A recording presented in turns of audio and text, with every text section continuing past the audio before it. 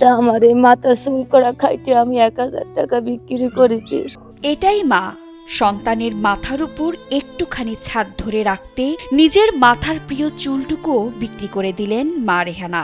মাত্র ৫০০ টাকা ঘর ভাড়ার জন্য নিজের সব রূপ সৌন্দর্য বিসর্জন দেয়া সেই মায়ের আর্তনাদ আজ আমাদের সভ্য সমাজের বুকে এক নির্মম চাবুক। যে চুল একজন নারীর অহংকার, সন্তানের অস্তিত্ব টিকিয়ে রাখতে তা তুলে দিলেন অন্যের হাতে। কিন্তু আফসোস, নিজের চুল বিক্রি করে ভাড়ার টাকা শোধ করার পরও মেলেনি মাথা গোঁজার ঠাঁই।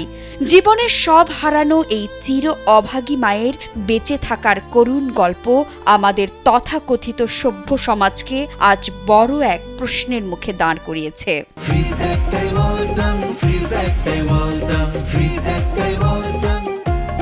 এখন রেলের পাশে ঘরের ভিতরে আছি।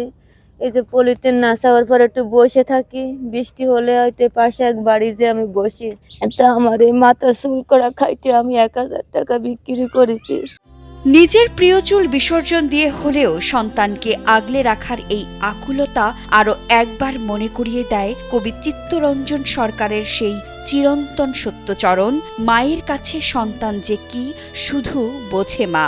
একসময় ভাড়া করা ছোট একটি ঝুপড়ি ঘরে দুই সন্তানকে নিয়ে বাস করতেন বাগেরহাটের রামপাল উপজেলার সন্তোষপুর গ্রামের রেহানা খাতুন। কিন্তু অভাবের সংসারে কয়েক মাসের ভাড়া বকেয়া পড়ায় শেষমেশ সেই আশ্রয়টুকু ছেড়ে দিতে হয় তাকে। কখনো অন্যের বাড়ি, কখনো আবার খুলনা মোংলা রেললাইনের পাশে খোলা আকাশের নিচে সন্তানদের নিয়ে কাটাতে হয়েছে রাত। এখন রেলের পাশে ঘরের ভিতরে আছি। এই যে পলিথিন নাসাবার পর একটু বসে থাকি, বৃষ্টি হলে হয়তো পাশে এক বাড়ি যে আমি বসি। কেননা আমি আর যাব কোথায়? কোনো জায়গায় যেই তো আমি ঠাঁই পাচ্ছি না যে কি করব। খিদে লাগলে মনে করেন এই খালের পানি আমি খাওয়াইতেছি। আমার একটা কলসি নেই, আমার একটা হান্ডি পাতিল কিচ্ছু নাই। সব আমার স্বামী সব বিক্রি করে দিয়েছে। সংসারের চরম টানাপোড়েনের মাঝে স্বামীর অমানসিক নির্যাতন সহ্য করতে না পেরে এক পর্যায়ে বিচ্ছিন্ন হয়ে যান রেহানা। এরপর দুই সন্তানকে বাঁচিয়ে রাখার একাই সংগ্রাম শুরু হয় তার। কিন্তু ভাগ্য তার প্রতি বিন্দু মাত্র সদয় হয়নি। মাত্র ৫০০ টাকা ঘর ভাড়া মেটাতে না পেরে নিরুপায় এই মা শেষ সম্বল হিসেবে বিক্রি করে দেন নিজের মাথার প্রিয় চুল। নিজের রূপ সৌন্দর্য বিসর্জন দিয়ে চুল বিক্রির সেই টাকায় ঘর ভাড়া মেটানো হলেও কপালে জোটেনি সেই থাকার জায়গা। স্বামীর কারণে আমি এখানে আশপাশে থাকতে পারতেছি না, আমাকে এভাবে নির্যাতন করতেছে, মারধর। তখন একবার আমি চুল কেটে এই সন্তোষপুর গ্রামে আমি বিক্রি করে দিছি। আমি দিয়ে সেই ঘর ভাড়া, তারপরে মানুষের কাছে রঞ্জিতপুর, হাকিমপুর, এদিক বড় চুলকাটির দিক যে আমি আমার সাহায্য বা সে সময় আরো কোলন নিয়ে আমার বাচ্চাটাকে নিয়ে আমি সে চিন্তা এনে খাইছি। মা ও দুই সন্তানের এই হৃদয় বিদারক অসহায়ত্ব দেখে এগিয়ে এসেছেন কিছু স্থানীয় মানুষ।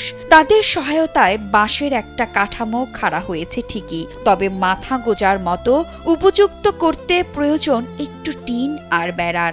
মেয়েটা অসুস্থ, জামাইটা খালি মারা ধরা করে। এই ঘর বান্ধার দুর্নীতি সব মানুষ একট করেছে, একট করে এই মারামারি চলতেছে। আর আমি আসলে আমারও মারতে আসতেছে। ওই আমার দ্বারা রেনা বেগম আসলে আমি ওকে খাতি দিই, ছেলে মেয়েকেও খাতি দিই। আমি থাইকে থুইকে টই ঘর কাটামটু গুটোয়া দিয়েছি। এখন তো আমি আর ভাবতেছি না আমি আর কোথায় ভাবো। এখন আমার আবেদন আছে আমার কাছে, সরকার যেন কিছু দিয়ে হলে সাহায্য করে ঘরখন তুলে দেয়। রেহানার আকুতি কিন্তু আকাশচুম্বী নয়। সন্তানদের নিয়ে মাথার উপর শুধু একটুখানি টিনের ছাউনি চান তিনি, যেখানে ঝড় বৃষ্টিতে ভিজতে হবে না, শীতে থরথর করে কাঁপতে হবে না, রোদেও পুড়তে হবে না কোল জুড়ে থাকা তার অবুঝ সন্তান দুটোকে। বিথি দাস, কালবেলা।